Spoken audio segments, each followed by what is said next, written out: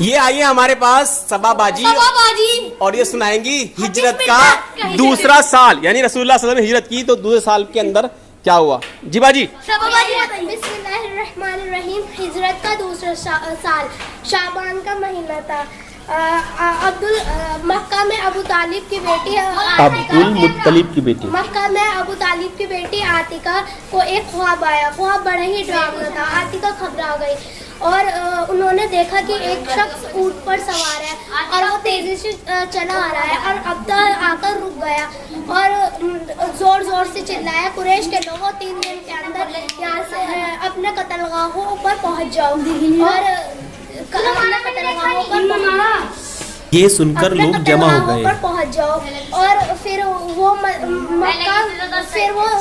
वहाँ पर मक्का के छत पर चढ़ गया। मतलब अचानक से उसका ऊँट मक्का की छत पर चढ़ गया और फिर वो जोर जोर से चिल्लाया कि मक्का के वो कुरैश के लोगों अपने कत्लगाहों पर पहुंच जाओ। फिर मतलब वो एक पहाड़ पर गया, उसने मतलब एक पत्थर नीचे फेंका, मक्का के सारे घर टूट गए उससे।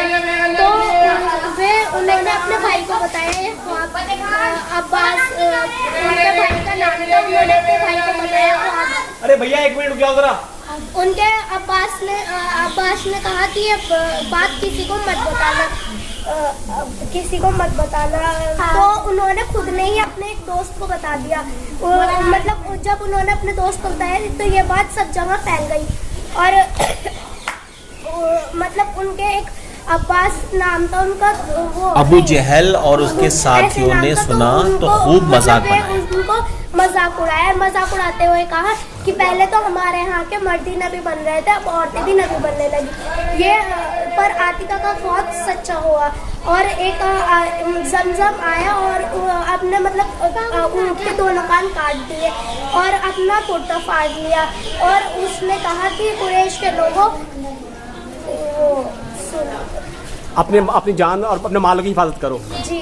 और फिर सब लोग उधर उड़ गए और जो वो था मतलब ये कहा कि मोहम्मद से बचो और क्या दौड़ो मदद के लिए दौड़ो और वो करो। बिल्कुल सही, जबरदस्त, कैफी माशाल्लाह, बहुत ही बढ़िया। ये बात अच्छी तरह समझ लीजिए आप। ये इसके बाद में क्या हुई थी, जंगे बदर। ये जंगे बदर का आगाज है।